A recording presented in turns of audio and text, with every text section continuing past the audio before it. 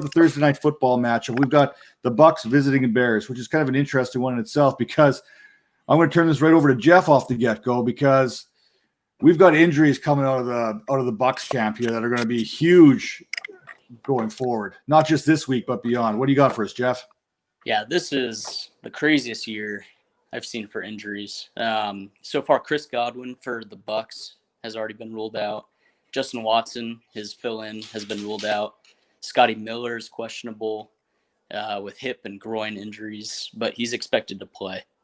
So he might be a flyer.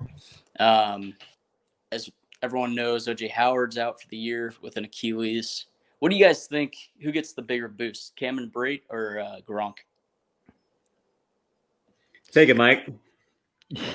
You know I'm a Brate guy. You know that. We already talked about that earlier. I literally blew, I think 15% of my fab. Yeah, I blew my load all over Cameron Brate. That's how I do it.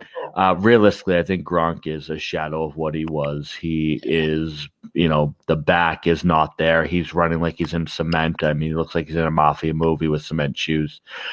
Give me Brate for touchdown upside, 5 to 7 targets, 50 yards. And honestly, with the tight end position being what it is, if I can get 9 to 11 points out of my tight end, I'm feeling pretty stoked right now. So Brate's the guy I'm going to. I'm going to flip this back to Jeff here. What's the long-term look like for Chris Godwin here and Mike Evans going forward? Mike Evans, I'm not concerned about. He actually finished the game. He dominated the rest of the game. I think he had, 3 catches before his injury. And he finished with 7 or 8 over 100 yards, I believe. I'd have to look at the stats again. But, Mike Evans I'm not concerned about. He'll play tomorrow. I expect him to. Godwin, I honestly wouldn't be surprised if he misses one more week, but he now has a week and a half to get practice in. He for sure has a grade 2 sprain. This is going to be a second week missed. So, he could very well miss next week too. Mike, what are you looking forward to in this Bucks-Bears game? What's the one thing you're looking for?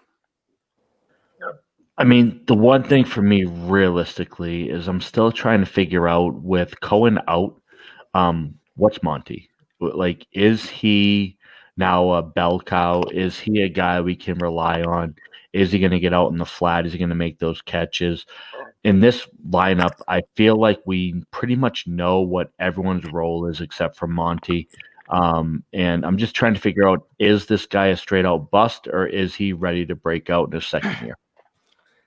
Outside of Austin Eckler, who rushed for, 2 or had 2 carries for 12 yards, there hasn't been a single running back who has posted over 2.3 yards per carry up against the Tampa Bay Buccaneers.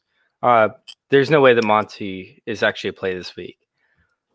But when it comes to the upside, I love all 3 receivers in all different ways, to be honest with you, when it comes to the Bears. And I'm not a Nick Foles fan. I think Nick Foles is a terrible quarterback. He's had 4 interceptable passes over 6 quarters. That's absolutely horrendous. However, he has attempted, I think, the 4th most deep ball attempts in 6 quarters, which is 12. I think Darnell Mooney could actually be a play here, for those deep leagues. But Allen Robinson, who should face up against Sean Murphy-Bunting, is absolutely the guy to go with this week. He's a no-brainer start. Now, when it comes to the running back position with Keyshawn Vaughn, I think that he will actually be a pass long as both Leonard Fournette and McCoy are out, which I think they both should be. So I'm actually going to be starting for the first time ever. I'm actually going to be starting Keyshawn Vaughn. I think he's a play this week. I probably should have muted your mic before you got there. You always beat me. I don't. It's Rojo and Keyshawn Vaughn.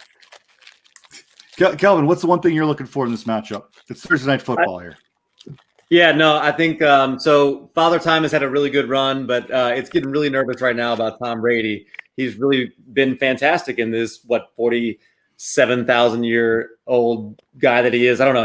He looked great. I mean, 5 touchdowns. But look, this is not the week that I think Tom Brady is going to have a lot of success. The Chicago defense is really good.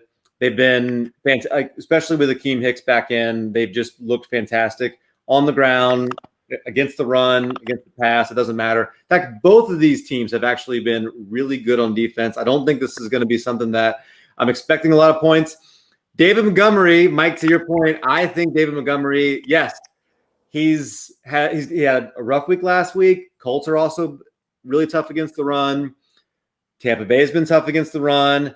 He is my absolute favorite buy right now, and a lot of it is he's going to get a lot of the work, and the matchups after this get really nice. He's got a very good schedule, and then especially after his bye week, things look really good to close the season. I think he's a really sneaky guy that you might, after this week, after Thursday night, when he disappoints again, you might be able to scoop him up pretty cheap in some leagues, and he could ride you to a title.